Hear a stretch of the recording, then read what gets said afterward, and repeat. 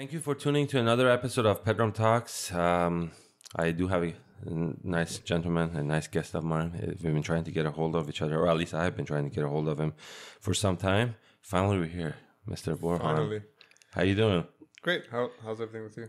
Good. Can I be honest and straightforward from the beginning? Go for it. This is the earliest time in the day that I have recorded a podcast. So I do apologize if I'm sounding a little bit sleepy, or at least I'm not my usual sound. Nah, you sound fine. Yeah? Yeah.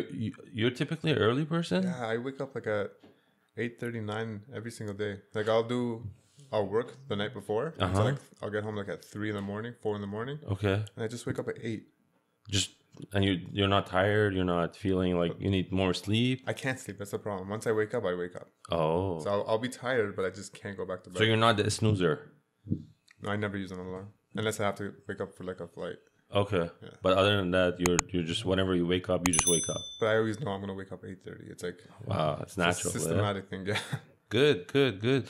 Well, I'm actually opposite of you. Like even if I have to get up and I'm a snoozer. I just keep snoozing and snoozing. Yeah. All right. Well, thanks for coming. Let's get down to it. I want to know a little bit about Borhan's history. Like, where were you born? How many brothers, sisters you have? Were you born in Tehran, Iran? And then, how old were you when you guys immigrated to Canada? Sure. So I'm 34 now. I just turned 34. Came to Canada when I was, landed when I was 3. 3. Yeah. Okay. I was born in Iran. Was born in Isfahan. Oh, okay. Left Iran like when I was 2.5. And have you been back? Yeah, I've been back twice. Okay. I loved it. I think the last time I was back was 2009. Wow. Yeah, 2008. It's been a while. Yes, it has. And was there internet back then? Very dial-up, right? Because I was there back in 2009. I remember it was dial-up, and just mobile just had come around. Yeah, I don't think there was internet where I was. Okay. Or at least with the people I was with. I don't think so. Okay. But yeah. Okay. Do you guys have the Isfahani accent in your family? No. So my mom's from Tehran. Okay. My dad's from Isfahan, but he doesn't have an accent unless he tries to put it. Okay. So he can put it. He could put different accents though. He could do like Najafawali accent. He could do Isfahani accent. He could do Shirazi accent. But generally when he talks, it's pretty like Tehrani, I guess. Farsi. Yeah. Just like you wouldn't tell that he's from Isfahan. No, it's like normal. Yeah. Okay. Yeah. But did you ever try to pick it up? As a kid? Accent? Yeah. Definitely not. No? No. You don't like it? Not that I don't like it. It's just not something I would go out of my way to do. Okay. Yeah. You don't think it's kind of like a signature that you could have to say, I can do this too? Like, well, it's funny because my grandparents on my mom's side are Yazdi. Okay. So if when I talk to some people, they say you actually have a Yazdi accent, which I guess I picked up from my mom or grandparents. Okay. But that's about it. Yeah. Okay, from the accent wise. If I had an accent, my real accent is the Canadian Farsi talking. That's probably why I'm speaking English right now, because my Farsi is not that strong. So can I hear it a little bit? Yeah. من برهان هستم. از 34 سالمه، از ایران، متولد 86 هستم. 86 کانادا. میلادی. Yeah, exactly. Okay. دیگه چی 3 سالم بود اومدم اینجا. So I can speak it, but I mean you prefer not to. Not that I prefer not to. It's not my strong. Okay. You know what I mean? So yeah. So are you you're not the only kid in your family? No, I have one sister. Okay. She's 4 years younger than me. She lives in Ottawa. Okay. Is she also into entertainment like you? No, she's we're 2 different personalities. Okay. She works for Global Affairs Canada. She has her PhD. Okay. She's the academic one in the family. Okay. I guess that's kind of good to have, balance. Yes. Yeah. So I do entertainment. My dad, so when we first came to Canada, he was always about theater. And he's done plays. Iranian or no? Yeah, okay. Yeah, Iranian plays. He would go to them. He'd love them. He was actually he did plays on TV too. For different networks. Okay. Back then, and we still have the video cassettes. Okay. Were you ever like, did your dad that was say, hey Borhan, let's go, I want to take you in the backstage while shooting, while he wouldn't say practicing? that. It would just happen. Okay. So like if he had to play, we'd be there. Okay. In the backstage or in the front, like sitting, like watching like with everyone else? Both. Okay. He did a lot of TV plays. So Okay. like they would come to our house or like at a specific scene and shoot. Yeah. So this was like around 20 years ago. Okay. And he just stopped after that because he didn't do it for money. Okay. He just did it for for entertainment and giving back. So at some point it's just like work got in the way and it drifted off. You never got interested in wanting to do that? In acting? Yeah. No, not in acting. Not even extra? Well, I was in a few of his shows. Okay. But as an extra. Which is fine. Which is interesting in itself. So you still have those videos? Oh, yeah. Yeah? Yeah. And then were you speaking or just like an extra just walking by? I think I've done like 3 of his plays. Like I was in 3 of his plays. They're all comedy, by the way. And combined words, I probably said 8 words. Okay. In 3 plays. Like it Farsi. was like in Farsi. Like, Okay. Yeah. It was like ریمیکس. I was like bale merci. Something like that. Interesting. So you grew up in a family that your sister side is more of an academic, you're more of an entertainer. You think you picked that up from your dad's side? 100%. Yeah. Okay. Yeah. Just because you happened to be around him when he was doing all this stuff? That and just that feeling of bringing joy to people, entertaining, like putting people out of their everyday life and putting it into some sort of maybe like another world, right? So like they're forgetting about everything. They're forgetting about school, any issues they have, work, bills, and you're just at that moment captivating them, right? So my dad would do it so he would write the plays himself, and he does comedy, stand-up comedy, and basically he would just take him out of that zone and put him into his zone and make them laugh, enjoy them. So I found a way to do the same thing, but in a different way. So I do it through music because I just always loved music.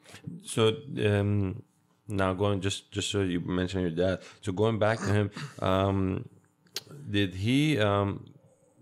You said that he did it as his passion. Yeah. It wasn't like something that he would make money off. No, he never made $1 off it. Okay, so when someone does something as a passion, obviously it takes a lot of time, to put your effort in there, to write it up, to craft it up, to make sure that you're good at it before obviously presenting it, right? Did that make the environment different in your household compared to other kids? Like, did you felt it any difference? Well, I guess when you would go to, let's say, I don't know, did you ever had like a Persian friend who you grew up with, who you went to their house? Yeah, of course. Okay. So I guess that act of just giving and not expecting something in return maybe has rubbed off. Yeah, it has rubbed off in the family. Because like my dad would do stuff, but not expect something in return. You know what I mean? So like I see that in pretty much myself and my sister. In terms of like when I first started, I just started giving out CDs. It would cost me a lot of money just to print. Because back then you had to actually like buy the CDs, buy the printing and packaging and stuff like that, and just give it out to the community. Of course, it was a form of advertising, but this was back in, I'm guessing, 2010. This is a long time ago, yeah. 10, probably 2011. 2010, 11. That's when I remember. That's when the CDs started popping up everywhere. People were handing them out. Yeah, exactly. They were giving out to all these grocery stores to give them as kind of like even before that. Oh, even before that. The grocery stores came in when I was getting sponsors. Okay. So it was kind of offsetting the expenses. Okay. But before that, I'd actually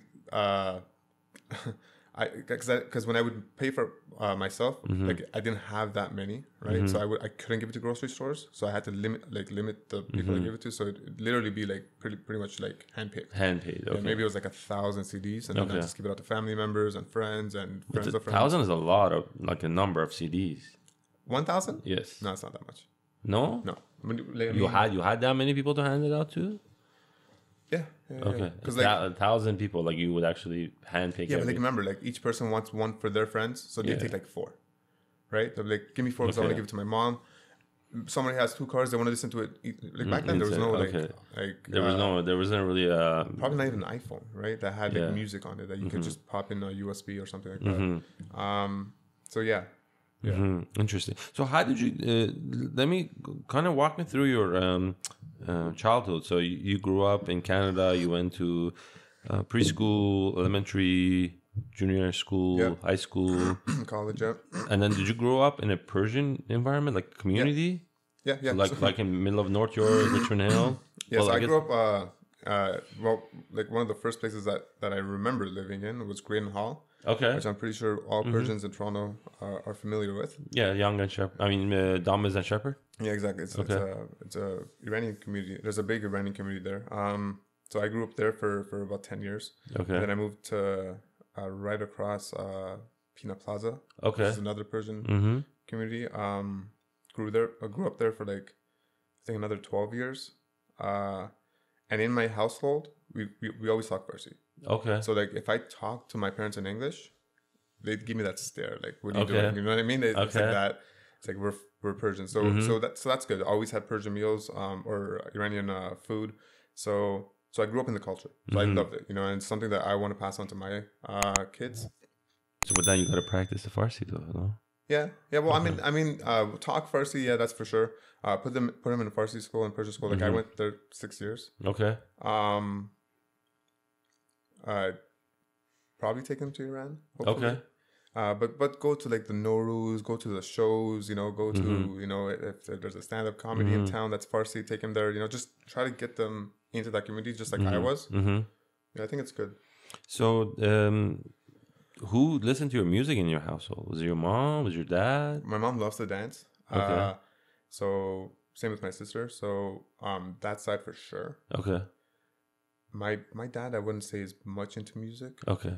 Do you remember the first music video that you watched? The first music video that I watched? Persian, obviously. I'd probably say it was Andy.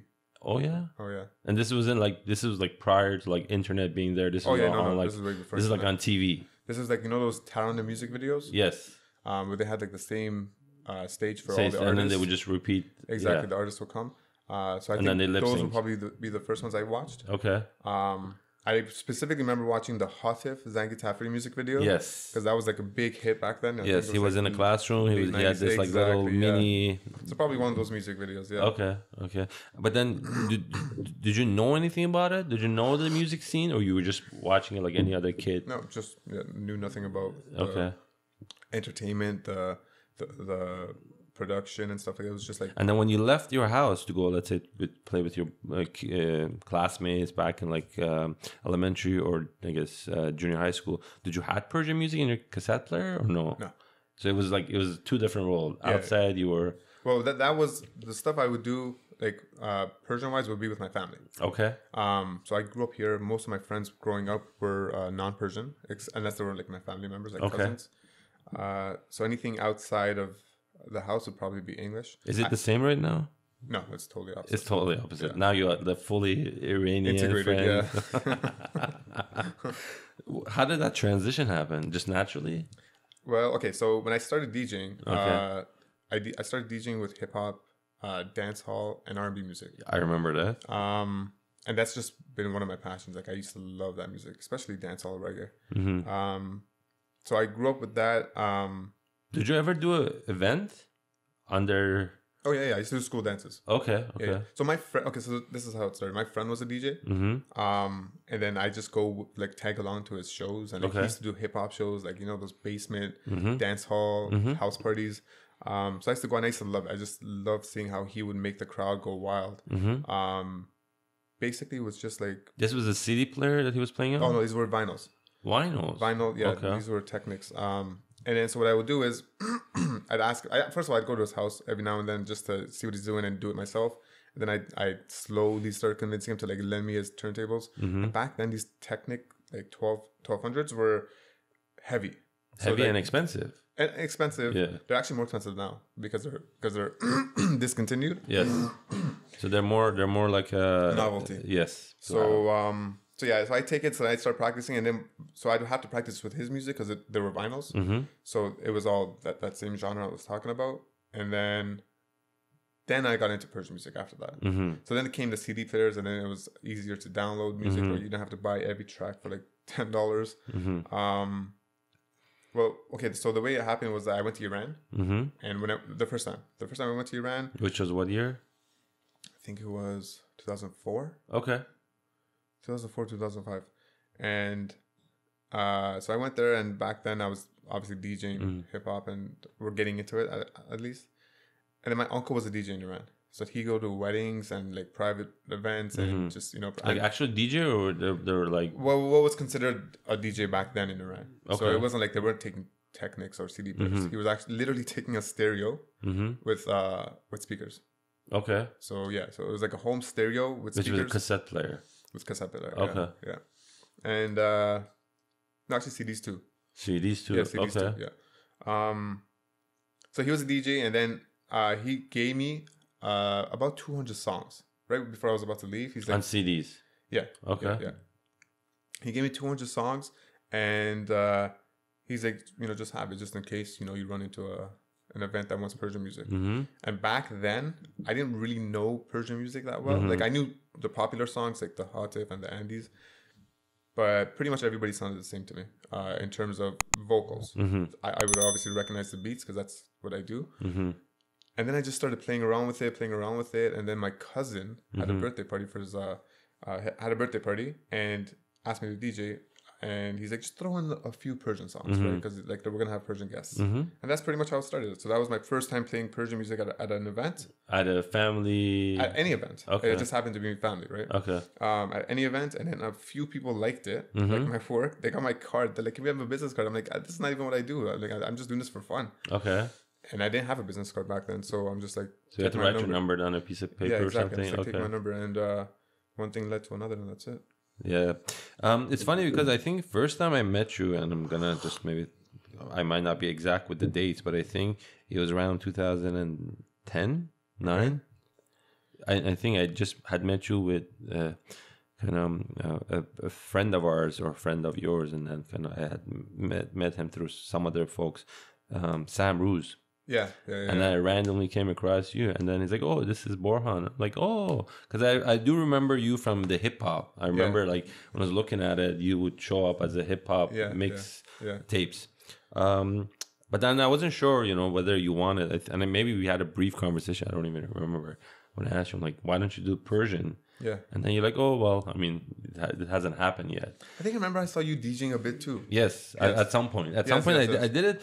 And it was funny because when I honestly had no talent in DJing whatsoever. I just liked the fact that throwing events. So for me, it was just the excitement of, getting a place, doing all the promotion, getting back then it was like front page of newspaper. Yeah. I remember back then it was like, most of the guys that were DJing back then, they don't DJ anymore. No, they're all retired. Yeah, or they do events. They do events. Yes. Yeah. So, but they're not. They don't promote their name anymore. No. They're just they're on another point. But then it was funny where when you came in, again, don't correct me if I'm wrong, but when you came into the Iranian market in Toronto, there was maybe another person who was young also, who was a DJ, I think. And then that was it. I mean, it was like 5 or 6 older guys who used to be a DJ. And then there was a big gap of difference of age. And then you came, or someone else came, and then you came, where you guys were in your early 20s. Okay, yeah. Where, it was just a different crowd, different vibe. And then when I saw you, I saw this big the way I kind of see Borhan is that you kind of started, you kind of had your own crowd. I mean, your first event or 1 or 2, it was mostly people that you knew. It wasn't anything broader than that until I think where market just became saturated with a lot of DJs at some point. I think back in maybe 2015. Yes, it was a lot of DJs. Just people were just showing up at every single spot. You would just pick up. There was a new DJ putting their, and still back then, people were not using social media at all. It was maybe there was no social media back then. It was maybe very few. Facebook just started it, or maybe before that, it was like MySpace. Yes, I remember it. Yeah. Yes, and you were still active on that platform. Well, I mean, that was the only thing you had. Like, what else did you have? Like, I remember ICQ. Yeah, but nobody really like promoted it. Yeah, exactly. Like DJ mixes on ICQ. Yes. So, Borhan, let me ask you this question: as a Persian DJ, you must be listening to a lot of songs. Yeah. Well, I don't just do Persian music, right? Like that's my specialty, Persian, Iranian music. But how many songs would you say you listen to on a weekly basis? A new song, obviously. I have no idea. So, how do you like come across it? Do you go look for them? Do they give you the song? Sometimes they find me, to be honest. Sometimes like the producers find you. No, the music finds me. Okay. A lot of times people just send me songs. They'll be like, make sure you put this in a mix. Make sure you play this at upcoming events. And sometimes I've never heard of the song, so I get introduced to it that way. I follow a lot of the charts. The great thing about today is that there's a lot of sources you can get music from and get introduced to new music, like Spotify. Like Spotify has playlists for everything you can think of, like Iranian playlists, music that's just being released, like it gets introduced to you first. You get notifications of songs that are coming out, so it's pretty easy now. Did you know you're the only Persian DJ that you can find you on Spotify? Am I? I think so. Did you know that? I haven't searched that. Okay, so let me tell you some cool fact that I know about Borhan. Correct me if I'm wrong. Sure. You're the only person that has you're pretty much on all social media. Facebook, Instagram, Twitter, Spotify, Apple Music, or that's what it's called, right? Apple Podcasts, yeah. I don't see a lot of Persians, even the bigger ones. Let's if we were to rate them based on popularity, based on like how many people listen to them on obviously different platform, I don't think I've come across any other DJ than you. Did you know that yourself? Well, I know the stuff I do. Okay. And I'm really big on that whole internet, social media, getting content out there. So I guess different strokes for different folks. So maybe other people have different methods of getting their music out, right? Do you do your own artwork too? Because I remember your website. You were probably one of the very few people that started selling tickets online. You were getting people to come to your website, go to your event page. I've been a big advocate for that. Yes, I've been a big advocate. Buy tickets. Yeah, like every time. So obviously, I don't just do events myself. I work with people that throw events, and when I noticed that there's a trend that people are going online, so I would actually go up to the organizers and event organizers and try to convince them, listen, stop spending money on this media, like let's say printing flyers, and start investing more on, let's say, Facebook ads. And back then, Facebook ads, like very few people use Facebook ads or Facebook in general, and it was a tug and pull. They'd be like, no, flyers work, blah blah blah, this and that, but. I would really like try to convince them, like, just put this much budget, like see how it gives you a return on investment. And now it's like everyone's gone away from the whole traditional medium of like promoting their events, and stuff like that, or like at least they've allocated a lot of money towards digital marketing as opposed to print marketing. And then I remember you were, and still I think are, one of the DJs that you have a good gallery of all the events that you guys do. So even if I miss an event that Borhan does it, I'm sure at some point, and it's pretty fast turnaround time. I think the most I've waited for your gallery to come out was like a week for the post, obviously, event pictures, right? Yeah. Well, the community, the Iranian community in Toronto has expanded a lot. Yes. Especially in the last 3-4 years. It's just like super zoomed. So with that, you're gonna get obviously more people that want to go to events. There's more people throwing events. There's different types of events. There's literally, I think there's an event like every week or like almost. Sometimes even 2 events. 2 events. I've seen 6 events in one night, which is great because is it? Yeah, I think so. Being this saturated, having all these things happening, it just gives you more options, right? I don't think it's saturated. I think people that, let's say, like my event are going to come to my event. Some people want a specific type of event. They don't want the whole, it's too busy. It's too many people. They want something more cozy. They want something smaller. So they have that option too. Some people want, let's say, more of an upscale event, more not open to public, but by invite only. So when you have more options, I think in general everyone's happier. Yeah, but doesn't that make it harder for the people that don't know you or just generally just want to go to a party, and then they look up what's happening? So why is it harder? Just to pick and choose, right? Because they don't know. It's like give or take for them, right? Well, I mean, if they pick one event over the other one time, Yes. next time they'll probably pick the other event just to try it out. Just right? to try so it out. It balances itself out. I see.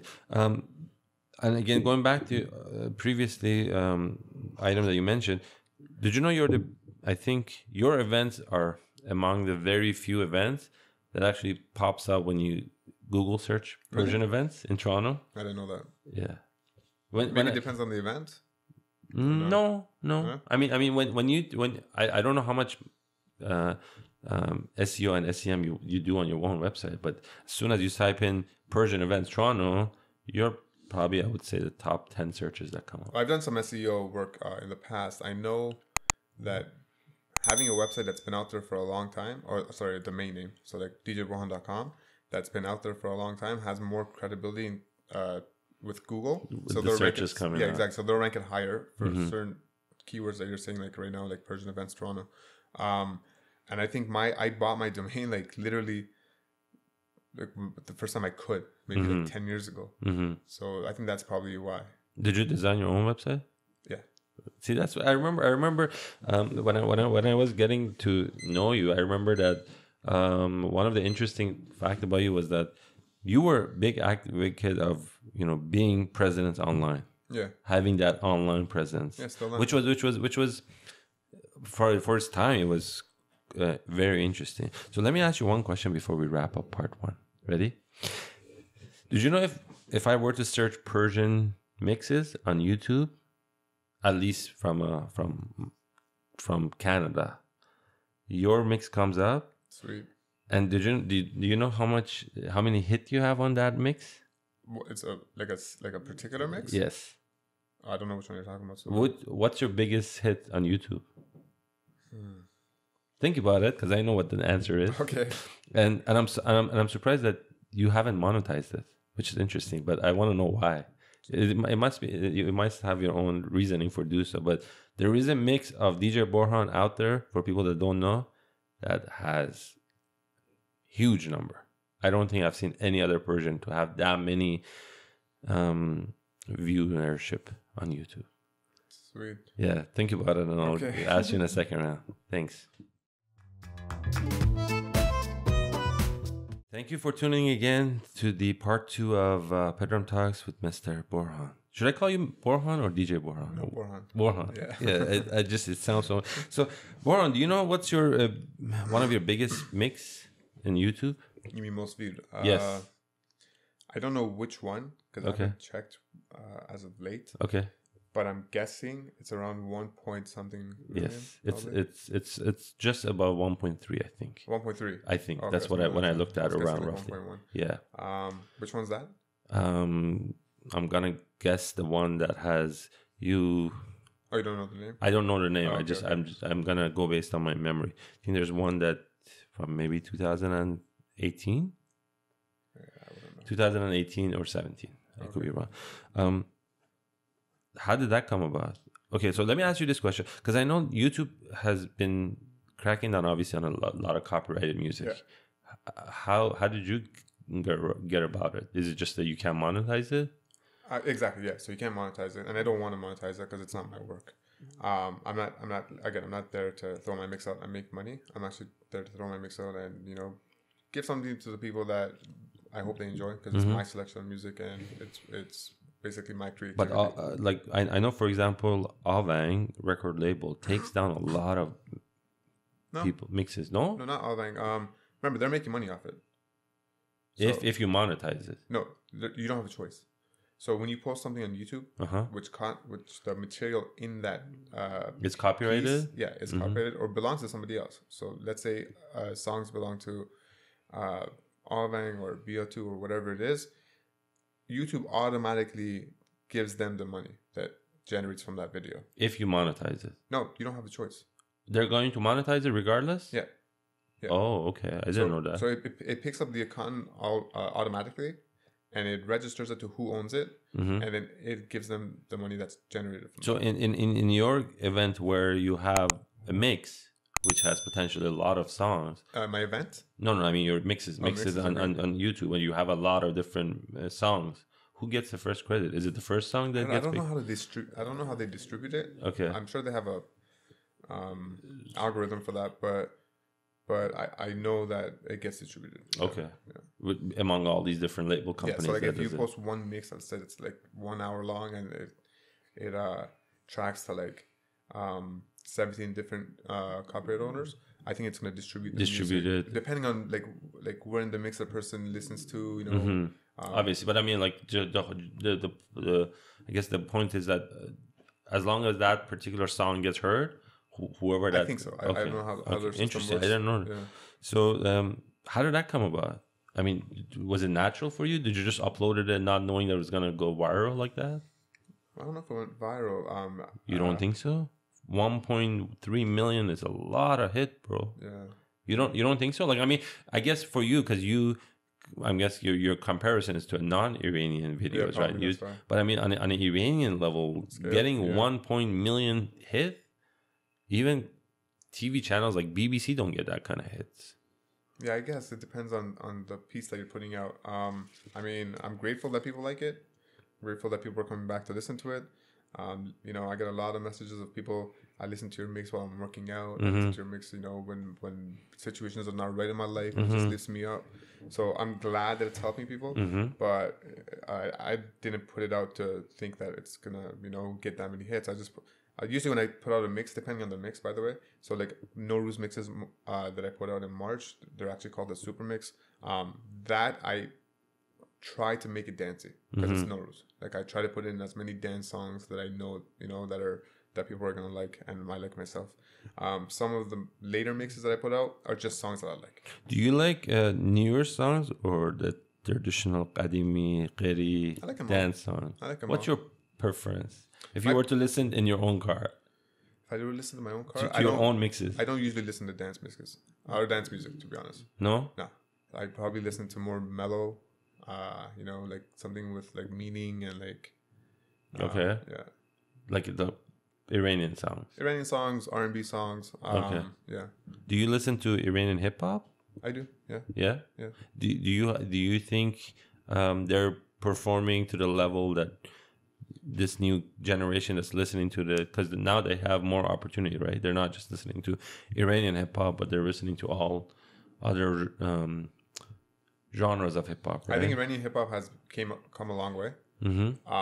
It wasn't this popular before, and that's great because I think we have so many talented artists inside Iran, outside Iran that are doing their thing, that are putting out their art form, and now it's finally getting recognized, right? So hip hop's one of the top genres in the world.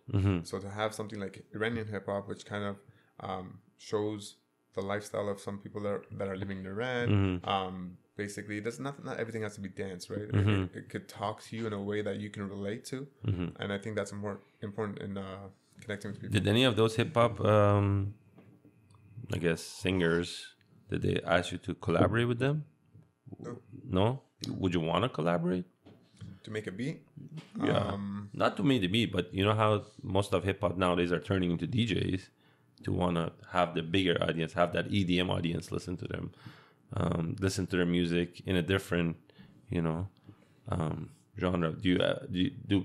Are Iranian hip hop singers open to that kind of discussions? Perhaps. No one's contacted me for it because I guess I only have one Persian hip hop mix out, so I haven't really targeted that area. You haven't found it that it's grasping enough? I like it. Okay. I like it. And don't get me wrong, I just think one whole mix for hip hop, Persian hip hop, I've only done one. I think that was in 2014. Yes. And I asked you that before. I'm like, why don't you do another one? Yeah. And I never got a solid answers. Yeah. I could. Even that 2014 mix, I kind of mixed it up with regular hip hop, just to show that we're just as good. Like Iranian hip hop is just as good. But don't get me wrong. In my mixes after that, I have Persian hip hop songs in the mix. So I'll usually dedicate maybe in a 15-minute mix, maybe 10 minutes of it. where I see fit for Persian hip hop. And a lot of Persian hip hop songs now are dancey Persian hip hop songs. Right? Like I'll hear it, like I'll play it in the club. I'll hear it in the club. I'll hear it in music videos. So it's kind of intertwined with each other. But I haven't dedicated one full mix after that 2014 mix for just Persian hip hop. So should we expect one? Probably not. No, Probably not. I still haven't got my answer why not, but we'll leave it as that, I guess. Okay, so one mix for me. Okay. Because I still make mixes the old-fashioned way. I don't do it on the laptop. I don't do it on the computer. Even though you perform on the laptop. Well, the music's from the laptop. Yeah. I perform on actual like my setup at home is still vinyl turntables. Oh yes. And at a club it's still CDJs, like CD players. So the music's coming from the laptop, but the control is still on the CDJs or vinyls or whatever it is. So when I make a mix, what I mean is I'm still using that equipment. So it takes longer. It's the old-fashioned way. Nowadays, I know a lot of DJs, especially like EDM and house DJs, they're making mixes strictly from the laptop. So there's no other control, and which is faster. So they're popping out mixes, every, week or whatever it is. So just because for me it takes a longer time, and I already have mixes that are lined up. Yeah. So let me ask you this now that we're focusing so much on mixes. Where did the idea of 360 show came about? And why Biatu? So Biatu approached me a long time ago to join their list of DJs. Was this during the time when Battlebacks came to town? No. Okay. When was that? 2011, 12? I think it was after. Was it? Where Khashayar came from Iran? No, I think it was after. Okay. I remember that, but I think... The first one, which was at a club at Young and Eglinton. Yeah, 6 Degrees, I think. Yes. Yeah. No, it was after that. Okay. Because I just... He didn't even do... It wasn't even a performance. He was just as an attendee. Who, me? No, the Battlebacks, yeah. I don't remember. I don't think he was... They never performed anywhere. Not in Toronto, at least. Really? Yes. Because he was only one of them. I was only one of them? Yeah. Oh, okay. And then I met Amir, who's the owner of Biatu. Okay. Right? Yeah, Am I getting the name right? Yeah. Amir. Yeah. So it was after that for sure, because I've only been with Biatu for like 5 years now. Yes. 6 years. So it was after that. How many DJs does Biatu have? Do you know? I'm probably guessing like 12, 13. Okay. Probably. And then would you say you're one of the more regular person that uploads? The thing is, even with my mixes, I only put out like 3 or 4 a year. So which is a lot. You think so? Well, it's. I think I could do more. I think other 3-4 mixes a year. So that's you're giving a mix every season. Yeah, pretty much. How much more do you want your audience to listen to? Well, like new mix every day or every week? Every month. Yeah. The thing about me is that I want to make sure that the songs I put in my mix are top of the line. You know what I mean? They're like top notch. So, and you're saying that the market changes that often, that your mix will have different songs every month? That's why I don't do it every month. Yeah, that's I mean I can't, because people will ask me, they're like, you haven't made a mix in like 3-4 months. I'm like, honestly, in 3-4 months I can't pick out 30 good songs that came out. Yeah, exactly. 30 good songs is a lot of good songs. Yeah, it's a lot of songs. So that's what I need to make a mix, right? So that's why I kind of pace it out. Yeah, I don't personally, I don't think I want to listen to a mix every month. I just wouldn't have the capacity for it. Yeah, I mean, I rather listen to maybe 2 to 3 mix a year. Yeah, and I just want to live it. I mean, if I'm clicking with a mix, I want to be able to at least listen to it for 6, 7, 8 weeks. You won't get tired after 7 weeks. No, then I put it aside. Then I maybe tune back. 6 months down the road. You know what? Let me listen to the old mix again. Yeah, that's true. Because sometimes it takes time for that song to get. At least for me, that's how it is. I don't know. Maybe to sink it. Yeah, maybe other people are like that. Let me kind of change our conversation a little bit. Did you know you were the first? At least based on what I know, maybe because you're more active on social media. Okay. Not as much before, but now you're not as, I wouldn't say you're not as active as other DJs in social media. But you were the first, or at least the first that I knew, Persian DJ that went abroad into like Caribbeans to DJ for weddings. Yeah. Was that something new? Was the first time that you went to? Did you know what you were expecting? I don't remember the first time I went. Like, I mean, did you know what resort you were going into? Did you know what setup they had? Did you know what you had to take with you? No, I can't take anything. Like, you'll take your laptop, obviously, which has to do music. Well, yeah. And your CDJs? No, I can't take that. Okay. It's too fragile to take. It'll probably get damaged on the way. B, there's a weight limit. So, like, I think it's like 23 kilograms or something, and that's not gonna. If I take DJ equipment, it's not gonna work. Okay. So everything has to be provided there. So you actually call the resort, find out what they have? No. So what they do is these resorts, they have a menu of DJ equipment, and you just choose from the menu what you want. Cool. But did you know that the first time you went there? Like, was it given that you had this choice of? Well, I think I told the client, I'm like, for me to DJ, there always has to be DJ equipment. So let me know what they have. Yeah. But then I remember. So when I saw you first time DJing at outside of Canada, in probably some Caribbean country, Mexico, Cuba. Have you done Jamaica? Yeah. Okay, so pretty much all Caribbean side countries that have, I guess, tourists go there. You've been there. So you went like Cuba, Dominican, Jamaica. I haven't DJed in Cuba. No, you haven't done Cuba. Okay. I've done pretty much all the other ones, but not Cuba. Okay. My favorite was probably Jamaica. Yeah. And it's funny, you know why, Borhan? Because I remember when I think one of your times you were flying out, I asked you, and I'm like, "Are you gonna stay?" And you're like, "No, I can't." You're like, "No." Yeah, I can't. People mentioning, you know what I'm saying? People like they get to a point where like, bro, I get invited to one event, to go and DJ somewhere warm. Might as well just stay there for a few extra days. And it costs the same too. Yeah. Like, getting like a 2-day package and a 7-day package is pretty much the same price. I can't do it. I can't stay. Why not? Because I have to come back to work. No, I get it. I'm just saying, like, you take it so serious though, no? It's not a vacation for me. It's a job. No, it's a job, eh? It's a job. Yeah, you got responsibilities. Remember, that client that booked you, has been planning their wedding for probably a year. At least. So choosing you as an entertainment is a big deal for them. Okay. It should be a big deal for you too. So you have to make sure the songs are right, the equipment's right, this is right, everything goes smooth.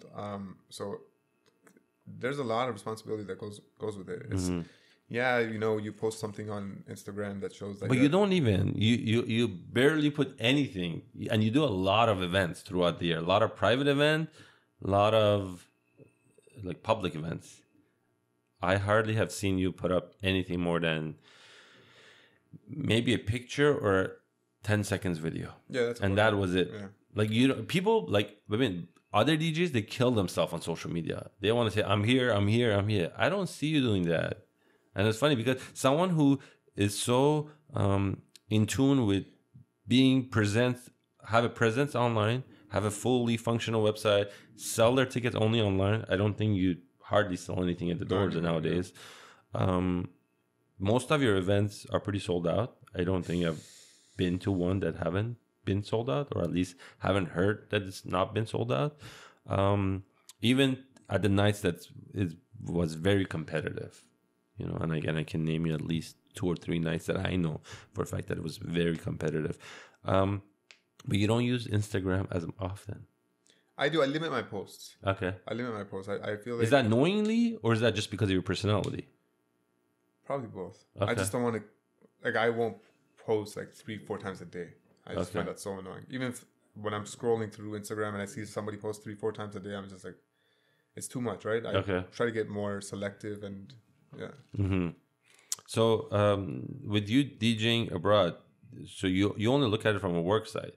You just go there, do your thing, and come back. Strictly work, yeah. When do you take vacations? Do you take vacation? I do. I try to go at least once or twice a year. Okay. But you can't go more than a week, can you? So I try to pick my off seasons. So sometimes... when is the off season for a Persian DJ? For me, it'll usually be about January. Okay. After New Year's. And maybe a week in November. Wow. Yeah. That sounds like and you would think that a DJ who is an entrepreneur who runs his own schedule would not be limited to a certain calendar. time of the year? Well, I don't know if I run my own schedule. I could, but that means you would be turning down business. Have you turned down business before? Well, yeah. Private events. Yeah, I'm talking about. Yeah. Based, what was the reasoning for it? If you can share. Like maybe like a family member's wedding, right? Okay, and you wouldn't do it? I can't skip a family member. Like if my cousins get married, I can't skip it too. No. I'm talking about turning down, as in like you're not enjoying that conversation you're having with the bride and the groom. Oh, you mean just to not take it? Yes. Oh yeah, of course. A lot of times I'm not the right DJ, so a client will call me or contact me, and they're looking for something specific, and either I don't cater to that. When you say specific, like specific music, specific service, and maybe they're just in line with something that I don't provide for. How much price is it indicator? What do you mean? Like obviously every DJ has their own price. How much it costs to obtain their services? How much a price is indicator for you? Was طرف چونه بزنه? Like no. It depends. Okay. Like sometimes I'll get a client that. Like they are students. They don't have that much budget for a wedding DJ. But let's say they'll tell me like they've been following me for like they'll show me screenshots of listening to my music for like 10 years and like pointing out mixes that I don't even remember making, let alone they're listening to it. You know what I mean? Okay. And they're like, listen, we listen to you this and that, and we've been wanting you for a wedding for like 5 years. Like I get messages that people say that when I was growing up, I'm like, this is gonna be my DJ. So, but they don't have a budget, so I'm gonna work with them, right? I'm not gonna let this girl or this guy's dream, of wanting me to perform at their wedding, because it's simply پس چونه ایرانی میزنن. I don't even know if that's true. That's just how it is, right? Like I'm not all about money, and you know what I mean. Okay, fair enough. Yeah. Can I ask you one last question before we wrap this discussion, and then kind of I want to turn it into another side. If in future time you decide to want to get married or have some sort of event for yourself, who's going to be your own DJ? Yeah, I got asked that so many times. So the good thing about being in this industry is that all the other DJs. Okay. So I think it's gonna be very easy for me to just let all those DJs have a set at my wedding. So like each DJ will come and do a half an hour set, and I think that way you get different styles. B, you have so many DJs for a wedding, which not a lot of people But you would invite them even if it's a very private, secluded. So you wouldn't. I'm talking about DJs that are I'm friends with that I would probably invite anyways. So not one particular DJ. Not one specific DJ. Okay. Just because if I can have 10, why not have 10? Well, it's interesting because someone was saying that so I brought up this discussion with another guest of mine, and the question was, what do you think of a big event that has, let's say, 7 or 8 DJ lined up at it?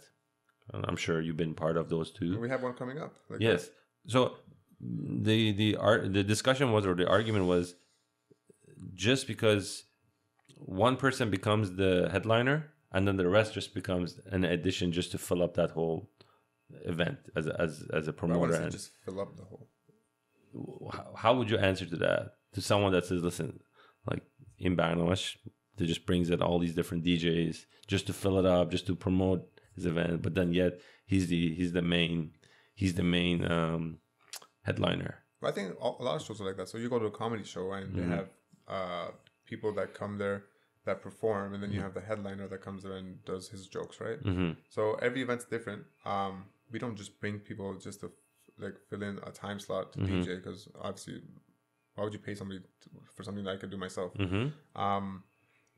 But we do try to get into different demographics of bringing people. We were always trying to make our events different. So if our event next week is going to be the same event that was 2 years ago, then where's the progress, right?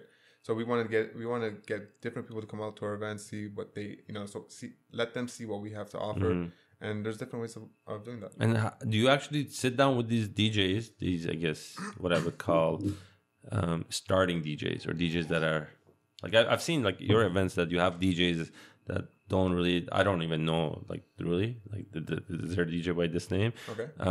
Do they actually, like, how do you know that they're actually, what they're bringing to your event does not bring your event. Well, we don't just bring somebody into an event that we've never heard. Yeah. Right. That's not like there's steps. So do you actually go to their events to hear them out, or do they? Yeah, or like I'll hear them at a private party. You know, I've had DJs come to my house and show me what they can do. Okay. Yeah, exactly. Interesting. I taught them some techniques that they can use that will help their performance. This is for DJs that are starting up, by the way. So there's different ways. Yeah, but we don't just put somebody on a schedule that we've never seen, never heard, and you know, like we value the quality that we provide for people, and we just wouldn't take that risk. Yeah, and it's interesting because going back to our earlier conversation about weddings, I've seen you get a lot of comments and feedbacks after the fact. You know, people giving you their bride and groom giving you their feedback of how enjoyable. I think that's how you have to use that to grow, right? So whatever comment or feedback you get, you're gonna use that for your next wedding. You're gonna know, you know, what works, what doesn't, what people want, what the client's looking for. Remember, like nightclubs and a house party and a wedding are 3 different people that you have to cater to. You know, exactly. Like different age groups, different types of music. You're not gonna play something in a club that you probably wouldn't play at a wedding, right? It's just different. So you have to use that to grow. You have to use that to know, you know, the differences between events. Now let me go back and kind of swing in a different way. I've noticed that there's a trend with your events, and I've seen other DJs kind of following the same trend, where you have a party and then it becomes next year the same party, just I guess the second attempt at it, third attempt at it, 4th edition, 5th edition. How do you know? Is it like your main, you know, co-branded stuff where you put all that energy into one event, it gets so big, and then people ask for it again next year around? So, like, how do you pick certain events to be repeated, whereas other events it's just maybe one-offs? Okay, that's one thing. And then another, I remember when I was talking to you many years ago, I asked you, why don't you get into, you know, bringing singers, performers? We have done that. Yeah, and I've seen you have started kind of trending into that. Again, so we're always trying to do something different. Okay. So in terms of doing the same type of event, so we do have annual events, something like a Christmas Eve. Like we've had our Christmas Eve event for about 5 years now. Christmas Eve, your boat cruises. Our cruises, our Charshambasuri. Even New Year's Eve. Yes. So those are just dates that we have, that we try to let people know that on this specific day we're going to be running this event. But even though it's going to be the same event with the same name, we do different acts. So this year for Christmas Eve we brought TMBacks, just to give people, you know, a different feel, a different experience, different vibe. So even though the event may be branded the same, it's going to give a different entertainment value than the years past. I remember, and then you would typically, at least for your Christmas time, you would do a package. You buy a Christmas and your New Year, and you get a discount. Cross promotion. That's the way it goes. And people actually do that. Obviously, take advantage of it. People take advantage of it. Anytime you can give, like if you know someone's going to come to 2 different events, let's say Christmas Eve and New Year's Eve, the package you're talking about, I mean, that's a loyal customer, right? So you're gonna try to give them a discount or something like that. Yeah. So, is it worth the headache to go and, you know, bring these singers into town, prep it has all challenges. Of course, it has challenges. Is it worth it though? Of course. Is it? Yeah. Really? Because it's a different field. So like we brought TMBacks, and it was just like again, you tap into a different demographic that doesn't usually come to your event, and B. It's just a different experience you're giving the same people that come to your events. So the same people that came to our Christmas Eve party last year, now they have a live show that, you know, they're going to go home and say, you know, this was better than last year. Or are you behind the thinking room? Are you the main person that comes up with these ideas? No. So I don't just do the events by myself. I have a team I work with, and, you know, everybody has a role, from booking singers, as you say, are booking venues and, you know, marketing and this and that. So everybody has their own role, and, you know, we kind of put this all together to try to make something happen. And it's interesting because, for example, your Charshambasuri events, having that size of a club, right? I mean, it has done. You probably remember back when it was government around. People used to do that. It's like 3,000 to 2,500 people on a Tuesday night. Bring them out. which happens to be the St. Patrick's Day as well. Yeah. Right. It always kind of falls on the same day at least. With that said, but it has changed. I mean, like obviously the community has grown tremendously, but then I've seen like up to 7 events on one night, on a Tuesday night. Yeah. That just kills the business for everybody else. I don't think so. You don't think so? No, because I think out of 7 events, most of them are successful, right? And again, it's that option. People have options. So we'll do Charge Anniversary, and we'll do it in a place like Rebel, which is kind of like the old government, and it's gonna fill up like 2,000 people. But some people don't want that. Some people don't want to go in a big space with lots of people, and like they're just not into that. So they have an option of going somewhere that's gonna be smaller or more let's say exclusive. And then it was funny because even this year at your New Year's event, you didn't do a typical club. You did a banquet hall. Exactly. So, and then as part of your banquet hall, you brought a dancer. Yep. Which just, I guess, at least for me in the past year and a half, she's just been getting a lot of publicity in the social media. So whoever is helping you with, coming up or crafting those events, they're doing a good job. Yeah, I give credit to my team, the team I work with.